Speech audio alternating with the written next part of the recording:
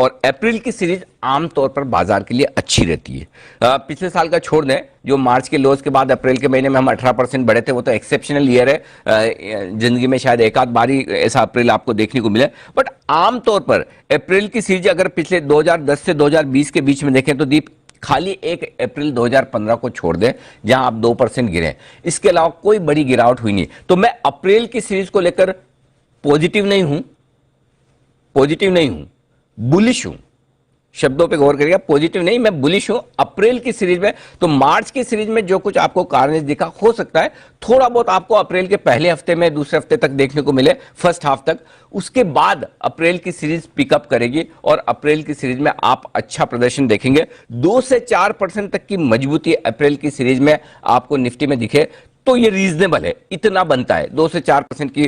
तो अब 2% से 4% यानी कि 300 से 600 पॉइंट आप मान लीजिए, कम से कम इतना तो निफ्टी में अप्रैल की सीरीज में ऊपर की तरफ मूव बनना चाहिए। ये डेटा बता रहे हैं, ये पास्ट ट्रैक रिकॉर्ड बता रहा है। अनलेस की कोई ग्लोबली कुछ बड़ा खराब हो जाए, कर जाए, वो तो हमें पता नहीं, लेकिन सिर्फ डेटा के दम पर देखिए, न्यूज फ्लो हमेशा डेटा को, ट्रेंड को रिवर्स कर देता रहेगा, वो हमेशा होता है। वो रिस्क आप हमेशा लेकर चलते हैं, कब कौन सी अच्छी या खराब न्यूज आ जाए जिसका आपको हमें पता नहीं, वो पता होता तो फिर बात ही क्या है, फिर तो हम अंतर्यामी हो जाते हैं। लेकिन अगर न्यूज फ्लो को साइड में रख के आप सिर्फ डेटा के बेसिस पे देखें तो फिर आपको अप्रैल की सीरीज से घबराने की जरूरत नहीं है, पॉजिटिव होना चाहिए। ये पूरा का पूरा डेटा एनालिसिस बता रहा है। तो चलिए आगे बढ़ते हैं और आज वक्त है होली स्टॉक्स का। तो होली स्टॉक्स का होली पे जो पिक है वो स्टॉक है मेटल स्पेस, और मेटल स्पेस मेरे को अगला 10 से 12 महीने कंटिन्यूसली तेजी में लगता है। मेरे को लगता है स्टील अथॉरिटी सेल यहां से एक बड़ी तेजी दिखाएगा।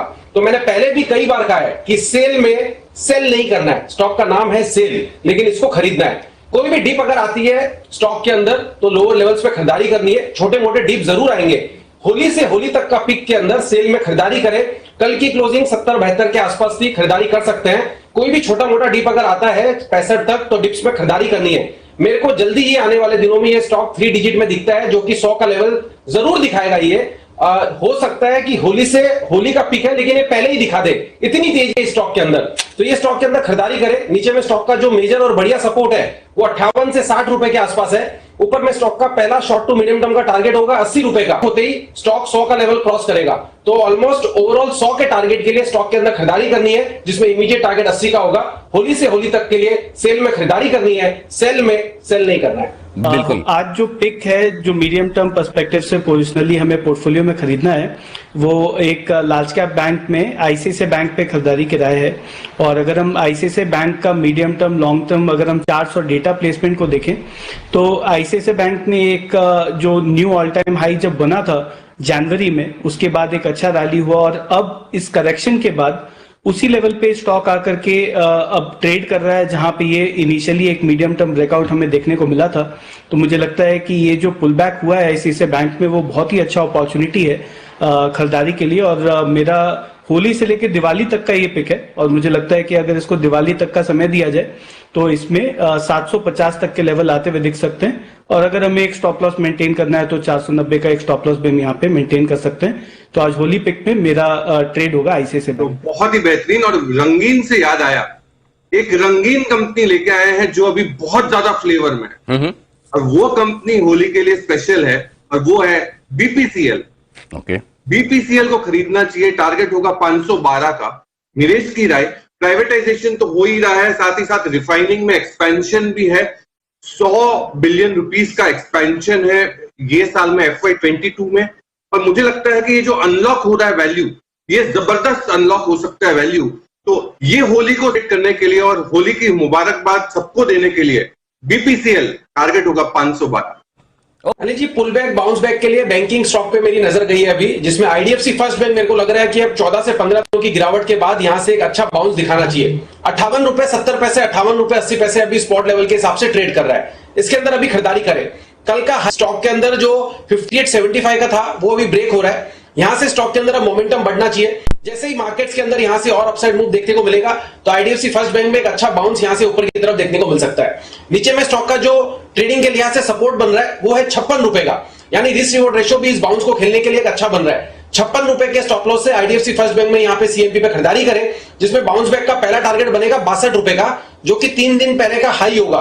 ₹62 का लेवल अगर क्रॉस हो जाता है और कन्विंसिंगली ब्रेक कर देता है तो ये रैली एक्सटेंड होगी और ₹65 तक का मूव देखने को मिलेगा। आईडीएफसी फर्स्ट बैंक में बाउंस बैक पुल बैक के लिए खरीदारी करें, ₹56 का स्टॉप लॉस, 62 से 65 का टारगेट। ऑप्शंस के जरिए भी ट्रेड लिया जा सकता है। 59 वाला कॉल अभी ₹3.25 पे ट्रेड कर रहा है, इसको लेने का सलाह रहेगा। ₹2.25 नीचे में स्टॉप लॉस, ऊपर में ₹5 से ₹6 तक के टारगेट होंगे, तो खरीदारी करके चलने का सलाह रहेगा आईडीएफसी फर्स्ट बैंक के अंदर। तो सब पैनलिस्ट को, आपकी टीम को, आपको होली मुबारक। मेरा स्टॉक है Atul limited, 7090 7091 to be precise. ये बंद है कल का, और कल गिरते मार्केट में इसने ब्रेकआउट दिया है। मैं इसके 2 टारगेट दूंगा, एक शॉर्ट टर्म टारगेट दूंगा जो 7500 है, 7500, और उसका स्टॉप लॉस होगा 6950। ये ट्रेडिंग व्यू है, और अगर आप 1 साल 1.5 साल का व्यू लेते हो तो 9.5 से 10,000 ये स्टॉक जा सकता है, और उसके लिए आपका स्टॉप लॉस होना चाहिए 6500। उसको होली की हार्दिक शुभकामनाएं। और होली पिक में अनिल जी में गिरावट ने पार्टिसिपेट नहीं कर रहा है, इसको मैनर कुणाल जी ने पहले भी 1-2 बार रिकमेंड करा है। स्टॉक है shipping corporation of India, SCI में निवेश करने की राय है। 170 के टारगेट्स हैं। अब देखना यह है कि होली पे ले रहे हैं, ये टारगेट दिवाली पे आते हैं या क्रिसमस में आते हैं। अनिल जी क्रिसमस तो मुझे मालूम है कब है, बट दिवाली मुझे मालूम नहीं है कब है। बट ये टारगेट जल्दी देखने को मिलेंगे 170 के। जी गुड मॉर्निंग, होली की शुभकामनाएं। बताएं सर आपका stock. Good morning Anil ji, good morning Deepanshu. Anil ji सभी लोगों को, सारे पैनलिस्ट को, सब दर्शकों को अनिल जी मेरी ओर से होली की ढेरों बधाई। और अनिल जी जिस तरह से आप रंग जमाते रहते हैं, पूरे साल आपने रंग जमाया, कोविड क्राइसिस के दौरान जमाया। अनिल जी आने वाले बरस में भी इसी तरह से रंग जमा रहे और रंगारंग कार्यक्रम जो है वो दर्शक देखते रहे। तो अनिल जी ये मेरी दुआ है। और अनिल जी आज का जो स्टॉक है वो है MRPL का अगर अनिल जी चार्ट देखें तो स्टॉक में करेक्शन आया, और करेक्शन के बाद मुझे लगता है अनिल जी अब ये तैयार है वापस से चलने के लिए। MRPL को इन स्तरों पर खरीद करके चलना है। ₹37 का एक स्टॉप लॉस रखे, 37.25 पर स्टॉप लॉस रखा जा सकता है। पहला टारगेट ₹43 का 43 का, और दूसरा इवेंचुअल टारगेट है ₹46 का 46 का। तो 46 तक जाना चाहिए MRPL पर। मेटल स्पेस में मोमेंटम है। सेल के बाद अब जो दूसरा काउंटर मेरे नजर पे आया है, जिस पे अभी तक लोगों की नजर नहीं गई है, वो स्टॉक अब चलना चाहिए। स्टॉक का नाम है नेल्को, नेशनल एल्यूमिनियम। स्टॉक पिछले 7 से 9 दिनों की गिरावट के बाद नेल्को में मोमेंटम स्टार्ट हुआ है। कल का हाई जस्ट अभी ब्रेक हो रहा है, यानी यहां तो बहुत बढ़िया बैठने वाला है। इसको यहां पे सीएमपी पे खरीदना है। स्टॉक का भाव चल रहा है ₹53.70।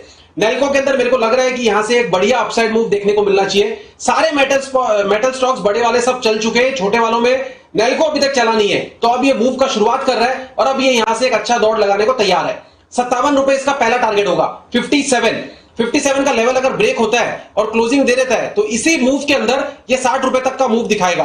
तो मेरे को लग रहा है नेल्को के अंदर यहां पे सीएमपी पे खरीदारी करें, नीचे में ₹50 का स्टॉप लॉस लगाएं 57 से 60 के टारगेट्स के लिए। ऑप्शन के जरिए भी यहां पे ट्रेड लिया जा सकता है, जिसमें 55 वाला कॉल अभी ₹2.60 पे ट्रेड कर रहा है। नेल्को का 55 का कॉल ₹2.60 पे ट्रेड कर रहा है। ₹1.75 का इसके अंदर स्टॉप लॉस लगाएं, यहां पे खरीदारी करें 3.5 से 4 के टारगेट्स के लिए। अगले हफ्ते में मेरे को लग रहा है कि स्टॉक के अंदर एक अच्छा अपसाइड मूव देखने को मिलना चाहिए।